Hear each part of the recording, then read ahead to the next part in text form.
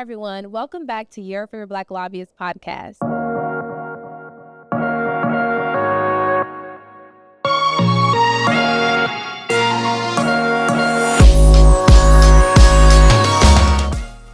And, today I want to get real with y'all. I know for episode 1 was my why, but to be honest, this is my right now. Y'all, I have been going through it.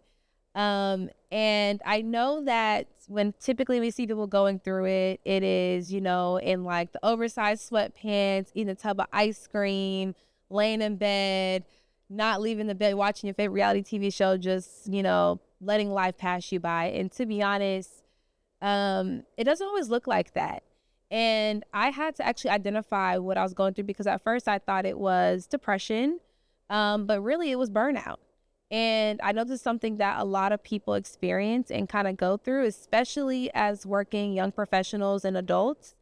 And it's one of those situations where, we really have to like identify what it is, because not everything is just always depression. Not everything is always just, an emotional day. Sometimes it is what it is. And that's, like I said, it's burnout. Burnout right now for me is pretty much how I'm actively trying to keep my energy and joy intact. And it's not that prior to what I was feeling or have been experiencing or feeling wasn't because I wasn't joyful or didn't have the energy or I would take my vitamins or any of the things. Like I mentioned, I work out 4 or 5 days a week. I have a social life with my friends and my family. I enjoy the work in the profession that I'm in and what I do. But it got to a point where it wasn't just fatigue, right? It looked like irritability. It looked like I wasn't showing up fully or as productive in my work environments. They're very small too. I think people have to realize too, it's not something that's always this large display of a reaction or an emotional reaction. My situation personally, it was a buildup over time. To be completely honest and transparent, I'm also in the process of grieving. I lost someone really close to me in December of 2024. And it's the first time I'm actually experiencing grief. And, I know it's a whole other conversation and topic, but I do feel like me and my grieving process was a part of my burnout because one, I can probably count on one hand how many times I've actually cried since the funeral, but also two, it is like I said, a compound of little things that happen. So while I was grieving, I was also in a toxic work environment or in a work environment that no longer was serving me. I later on started to become kind of unhappy and unfulfilled in the spaces that I was in. And I had to supplement or highly supplement that in my social settings with my support groups and my friends and family, which was filling my cup and giving me the energy, right? But it also was socially exhausting, right? Not really taking that time for yourself. And when I take that time for myself, sometimes I also feel a level of isolation, which sometimes can dig a deeper hole if you're already experiencing symptoms of burnout. And so, like I said, when the pimple came to a head for me was when I was extremely fatigued, like to the point where I would take a nap and be knocked out for 5-6 hours. Like I was out of it. And even when I tried to wake up, I just could not get out of bed. It was extremely difficult. And I'm over here like freaking out because imagine it's like that mind over matter. I was cognizant and everything, but I just had no control of my body. My body was just shutting down. And that was happening for 2 weeks. So I'm still getting up at 6 a.m., going to the gym 4 or 5 days a week. I'm still singing in the choir. I'm still showing up for work, right? And this is me like in the beginning of the year. But it just became extremely difficult, right? I think I just compounded and went over it of just like, hey, I was going to keep going like we all do. We just keep trucking along because things have to get done. life doesn't stop. Life doesn't stop because you lost somebody and you're grieving. Life doesn't stop because, you're always dealing with something and you don't maybe know how to process it. It's one of those situations where you really have to figure out how to balance and navigate the nuances of what's happening with you, especially if you don't even know what's happening. You're still trying to process and figure out what's going on, but you just think, oh, I'm just a little tired, and I probably need to go to bed on time. I probably just need to, not hang out as much. All these different things and solutions, until you actually get to the root of the problem as to why you're actually feeling the way that you're feeling. And like I said, the pimple for me came to a head when I could not get out of bed. And I just woke up one morning on a Friday and just started breaking down crying. And that's not normal, probably for anybody, but that's definitely not normal for me. And it was something where I had to call my mom and I called some friends, and I just was crying because I actually was reaching out for help because I didn't know what was going on with me. And I was really hoping someone could give me some kind of understanding or just be there to comfort me in some form or fashion. And I'm so thankful and grateful by the grace of God that God has placed people in my life that can really help navigate these spaces for me, especially since I am navigating a new norm of not only just, being a new full-time entrepreneur, leaving corporate America, but also a new norm of grief, right? A new norm of this new seasons that are in my life that I'm experiencing, in a sense, all at once. It wasn't even that long ago when I lost this person that was really close to me. And it is all happening really around the same time of me navigating this new season of my life. And so I didn't take into account that I've been going through multiple transitions of different things emotionally, mentally, financially, all the things, right? And it's difficult when you really don't take time for yourself. And I did not prioritize me. I did not prioritize my rest, and I just jumped head into the pool with everything because that's just what I'm accustomed to doing. I'm an old machine. I truck, I go.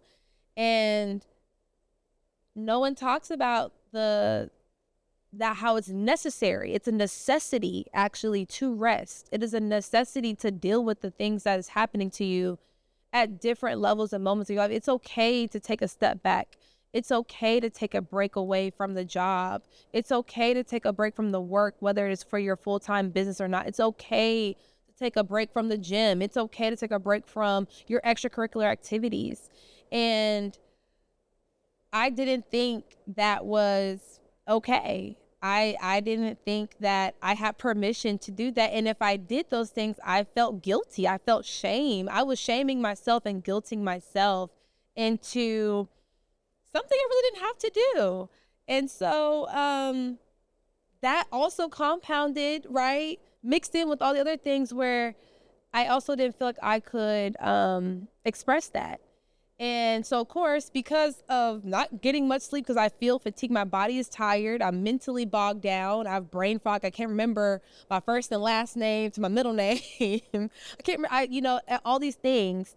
I'm taking vitamins, I'm doing everything and supplementing the things that I think is going to fix it temporarily when I really need to just do the work that takes a little more intentionality, that takes a little more time, and investment in myself that I wasn't at the time willing to do. And the funny thing is, you think, and even I think, we're so good at masking it, right? That I thought no one could see the burdens I was bearing. No one could see I was tired. No one could see I was irritable. No one could see that I was unhappy. No one could see all the other things that I was actually feeling because I thought I had on a good mask until when I finally was vulnerable and transparent with people, when I had to kind of take a step back for a few weeks or really for some time. I was open and honest with them and I said, hey, I'm not well. And that was difficult for me because I'm a pretty open person, but it is, I can understand the fear people or the anxiety people will have with being open and honest and transparent and vulnerable to a degree with people, because a lot of times I think we're so used to people kind of using that against us, or it being thrown back in our face, or it coming back to bite us, whether it's with our jobs or with our family or relationships. And so, um, I'm super thankful that the people around me were so accepting, they were so understanding, and they allowed me to take the space and the time to be able to just get myself together, because they actually were like, "Yeah, we noticed you were off and you weren't yourself for like 6 weeks." I'm like, "Oh," I was like, "Oh, that's a long time. I was really out here just thinking, I'm good," and they were like, "No." And I can and I noticed now, I'm, of course, I'm a lot better. I'm more like myself because I took the time. And I even take a time away from the platform, getting everything ready and doing what I need to do, because um I just didn't have it to give. I wasn't, I just didn't, I wasn't there. And I wasn't mentally there, I wasn't emotionally there. And when I invest in something, I really want to fully invest in it. And I had to really be okay with investing fully in myself and not feeling guilty, not allowing other people to guilt me into thinking that that is a bad or wrong thing to do. Um, and again, like I want to reiterate, because I reiterated a lot too. I want to say this. I reiterate a lot about the people around me, because that has been my saving grace. Outside of God, it has been my saving grace, the people that God has placed in my life, because it can sometimes, honestly, if you're not strong enough, or I don't say strong enough, but if you don't have a strong will or headstrong enough to be able to like drown out the noise, which it is hard to do, especially when the noise is coming from people closest to you. Um, Having the wrong people in your life, especially when you're going through the hardest times in your life, can make or break you. And I have seen it happen. People have tried to do it to me, but I'm so thankful that I've had at least one or two people that I've had in my corner that can go against and combat the noise, or the noise of the enemy, or the people that are trying to make it, in a sense, worse or bring you down. And so I want to be here to say it's okay. It's okay to not be okay.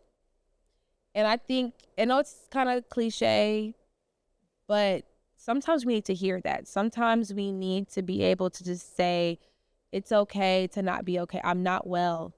Find that one person in your life, whether it is someone at the church, whether it's someone at your job that you trust, whether it's a family or a friend, or a stranger, whoever, or if it is, God, or, the faith that you believe in, find someone or something that you trust that is on a firm foundation that you can rely on and lean on when you are not the strongest, when you don't have it to show up, when you can't even show up for yourself. Because that was me. I was just there. And, it is,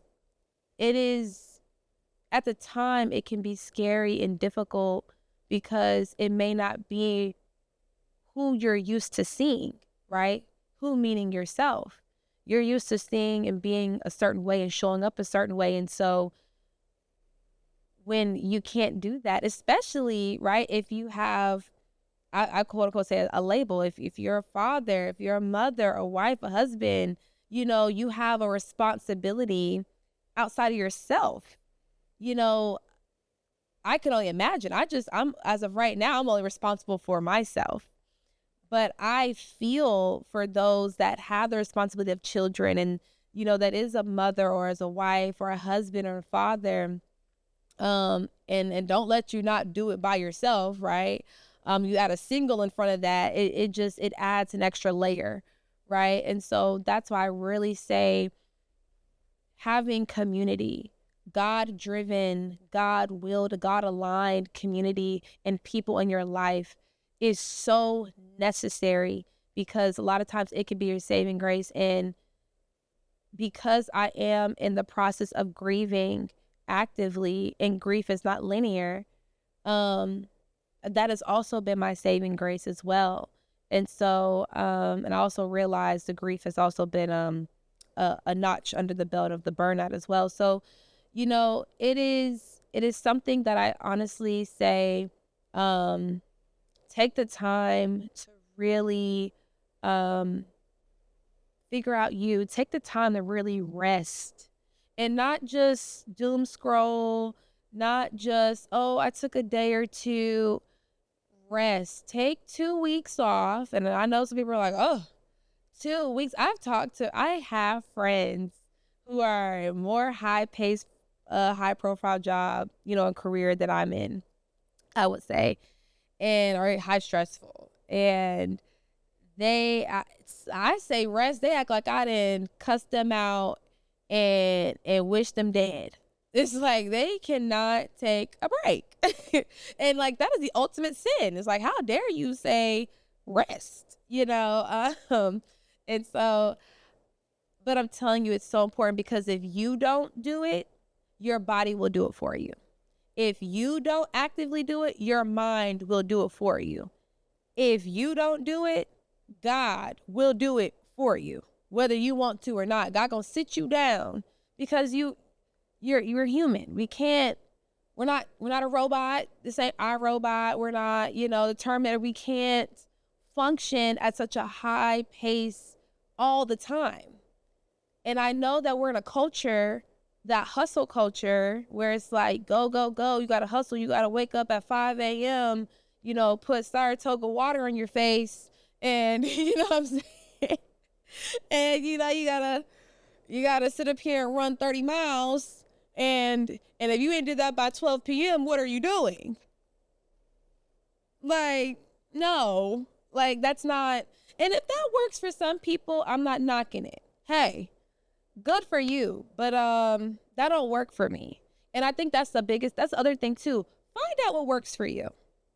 Figure out what makes sense for me. Maybe getting up at 6 a.m. does not work for me. Maybe 7 a.m. is a better fit for me, just because I'm more productive when I do that. Because, whatever. Figure out what works for your lifestyle. The same way you tailor that job to you, is the same way you got to find out what makes sense for you in your life. You can't sit here and apply that person's situation to your situation. We are all in our own lane. As much as Instagram and social media and all these other platforms try to make you think that you're behind what? What's the finish line? What's the goal? What's the marker? And so I think you really, it's, and let me say this. I am never coming to you as if I have not experienced something or gone through it. I am right here with you. I'm not saying you got to take my advice or even listen to what I have to say. But I do say take heed in it, because I've been through it. I've been in the point of comparison. I've been in the point where I was sitting there thinking like I'm not doing enough. Still, sometimes it creeps in where I'm like, it got to look like this. It got to be this. It got to do that. It's okay. God gave you the day. Take advantage of it. It's okay. You know what I'm saying? Like it's not going to, everything isn't going to look the way we always envision it at that very moment in the beginning. True success takes time. It takes effort and it takes investment. But with that effort and investment in time, you need to prioritize yourself as well in the midst of that. You need to rest. You need to be able to take a step back from it, reflect, and be able to say, you know what? Actually, I want to take it to this direction. Actually, I want to do this thing. Actually, I'm evolving and changing as a person. So I want to do more of this or less of that, because that no longer works and fits my lifestyle and what I'm trying to do or who I'm trying to become. And that's the biggest thing. Like figure it out. Take the time. But you ultimately come first. Second, if you believe in God. That's a whole other conversation for the day. So I know we said a lot in regards to, burnout, navigate new seasons in your life, what that may look like, how you may feel. And you may not realize, like, okay, well, I know I feel off, right? I'm not myself, whatever the case is, but I don't really know either how to identify that, or I don't really know where to go from there. Well, let's start here. Again, it's okay. It's okay if you don't know. You don't have to have everything figured out. Give yourself grace. Be gentle with yourself. And let me say this, that is easier said than done. We are typically our most hardest and worst critics of ourselves. And, no one really has to do that for us, but we can do it the best. And so I would say the first thing you can do to try is be gentle with yourself. It's okay. You don't have to have everything figured out. I didn't. I still don't. I don't know what I'm doing. Like, I have no idea. I really wish I could tell you I have everything planned and figured out. My journal is all color coded and cute. Like, I really want to be that girl so bad, because those girls, like, they have just a very simple, nice life, and great penmanship. Um, but like, it's okay. You don't have to have everything figured out. It's not going to be figured out in a day. It's not going to be figured out just because you journaled and slept 8 hours. It's going to take time. Give yourself that time. Give yourself that space. Give yourself time and space to have moments where you're feeling great and moments when you're feeling low. Don't allow those low moments in your journey of this time to think that you regressed. You're not regressing. You're just feeling, you're processing, you're going through it. And that, again, that's okay. You have to go through things to get on the other side of them. And so the first thing I would say is be great. Like, have grace. Be gentle with yourself. It's okay. It's not going to be figured out in a day or two or in even a week. Even when you take your hiatus from whether work or social life or whatever, it's not going to be figured out even then. But at least you'll have given your body the time to kind of reset, recharge, or take the time it may need to feel better than what it was feeling, before. I will also say too is that, I know a lot of people, they work from home, or they do a lot of their work, or they may be hybrid, or they do a lot of their work in their home space. And the biggest thing that helped me, because in my corporate job, I was typically hybrid. So work some days in office, work some days at home. And then now, of course, I'm a full-time entrepreneur. So a lot of times my home is my workspace. And the biggest thing that helped me was delineating, home and work. And if you can't really maybe leave your space to go to a coffee shop or outside of your home to go work and be a little bit more productive, because typically I know when I'm at home, I get very comfortable. And those that have been to Mi Casa know that couch got the spirit of narcolepsy in it. I don't know what is in my couch. I need to take it back from rooms to go, because the moment everyone that sits on that couch, 10 minutes knocked out. I can't even watch a full episode of Love Island because I done missed half of it because I done knocked out. And I woke up confused, like it's a good sleep. I woke up like, oh, what? Like I'm waking up like confused. So I'm just saying, it's really, it really is helpful when you can find a space, an actual work office space that when I sit down here, not the couch, not the side of the edge of the bed, not even at your island or on a bar stool. Get a desk. Target $45. You want to know why I know they're $45? Because I bought one. If I can build it, you can build it too. Go, and I'm not promoting Target, just, but not promoting. But I'm just saying that you can easily find a desk that you can set up, an office chair, and a space somewhere in your home if you can, to set up to get some work done. And if you can't, then definitely check out your local coffee spots. They need business to support small businesses. You don't always have to buy anything when you go to the coffee shops.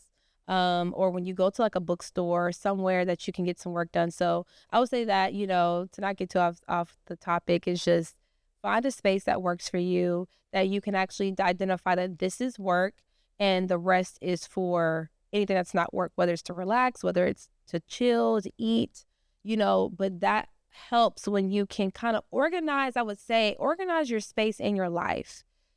Put certain things in boxes. I know we are in a society and time where it's like, don't put me in a box. Put some things in boxes. Let's put and prioritize certain things in our lives so we can know what this is. So everything isn't supposed to be jumbled and mumbled up together.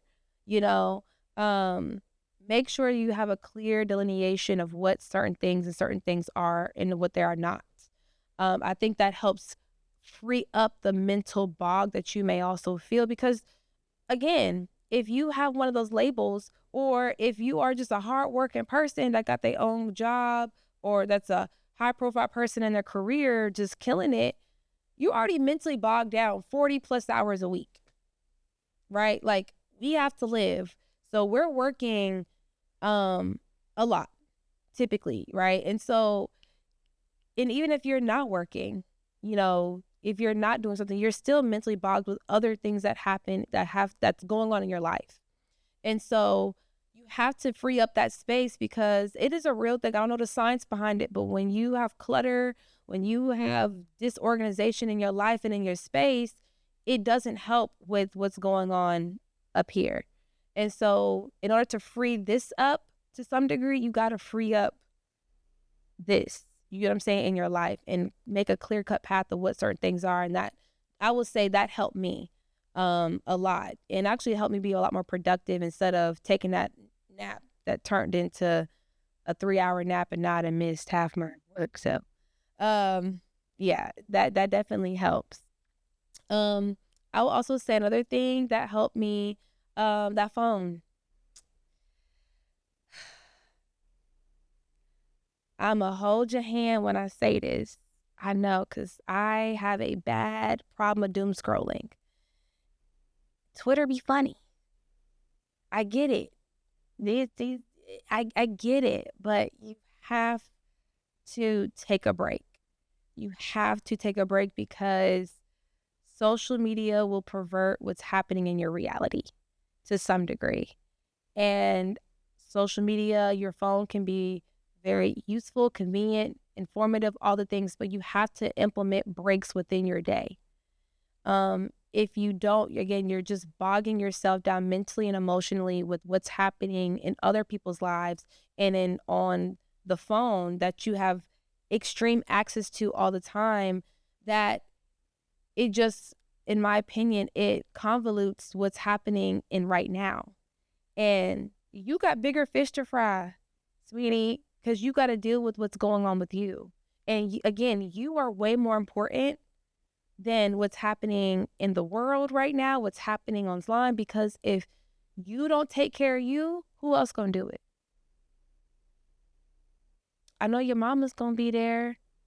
I know your grandmama, your dad, but who is going to take care of you when no one else can? When no one else has the capacity to be there to pick you up out that hole? So that's a real thing that you really have to sit down and think through. Yes, Instagram, and I know Instagram's catching a lot of strays, I'm sorry, social media, but I know social media is a great distraction. And I can be a testament that I use it a lot to distract me from what I want to do, for my priorities, from my responsibilities, from what's happening in the world, from my reality, whether I like it or not. But I gotta face it at some point. It's gonna catch up to me. And so you really have to make sure you take breaks. I'm not saying cut it out completely, but sometimes taking breaks throughout the day, and even going on like a sabbatical where you cut out social media for like at least 3 months.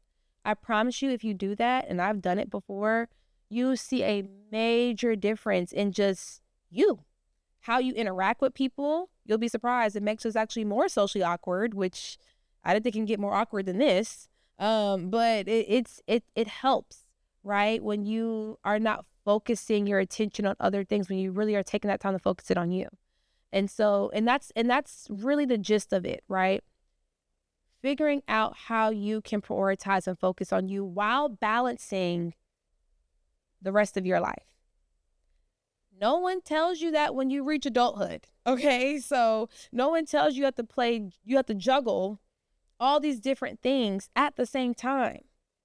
Whilst like people tell you like, oh yeah, like you can juggle social life and work. Okay, that's two things. You more than just your social life and your job, right? If you have other responsibilities, like I said, if you're a mother, if you're a father, if you are a wife or a husband or a partner to somebody, you know, where you're not responsible for yourself. That's a whole nother juggle in itself. And that's not including, again, what's going on impacting you in your personal life, or if life happens to you, or if you're just struggling with something that you maybe, again, cannot identify. So it's just one of those things where you really need to take the time to figure out what helps you, whether that's doing some kind of exercise, you know, whether that means deep breathing, journaling really helps to kind of get it out. So if you don't have someone that you could talk to, if you can afford a therapy, like journaling is a great alternative, because you can write it out, get it out, and you'll be surprised the weight that is lifted off of you, because you stored up that energy that you was holding in, but you were able to get it out on that piece of paper. And so there's a lot of different ways that I would say, you know, that can help you out of your burnout. I am not ashamed to admit, I use ChatGPT for mine. Chatiana helped me through this burnout. And honestly, I know some people have their qualms with AI, and you don't have to go this route, but I just kind of was like, I didn't have the mental capacity. So I just went to ChatGPT and I said, hey, give me like a plan that can help me, get through burnout. And it gave me like a 7-day, 2-week, 3-week plan, and different things that I can do tailored to me that I actually use and utilize. I asked it to help me meal prep my meals, different things, so I don't have to fully think through my daily activities that I normally would do. So it freed up that mental space or cloudiness that I was already feeling. And so again, that's not something you have to do, but if that is something you're interested in, definitely comment below. And I can definitely give you the prompt that I use, because it definitely helped me. And like I said, it just helps free up all of that mental weight that we do on a daily that we don't realize, again, that compounds, you know, until our body is just overwhelmed when we don't take necessary breaks and rest in our time and in our life. I know we said a lot during this time. And of course, there's so much more that we can talk about and that we can go deeper into. But just there's a few things I want you to think through. And I want you to let me know as well, where are you holding your burnout? You know, where in your body are you holding? In your shoulders, you know, your head, your gut, you know, in your heart? Where are you holding it? What's really bogging you down? Definitely drop it in the comments. You know, send me a DM or a voice note. I would love to share them on future episodes, kind of like what your burnout looks like, but also how you're dealing with it and kind of balancing your life at the same time. Here's just a few tips that you can utilize while you may be experiencing burnout, or you think that you are going through burnout. Drop your shoulders, breathe, deep breathing, soften your belly. You deserve a life that does not drain you, right? And it's okay. Give yourself grace. You know, you're going to get through it. It's going to be a difficult journey. I'm not going to sit up here and sugarcoat it and tell you like it's all roses and journaling with the cute highlighter colors. But it's definitely an intentional journey, but I think it's going to be a rewarding journey that is going to jumpstart you into the next phase of your life. And I'm super excited to be a part of that.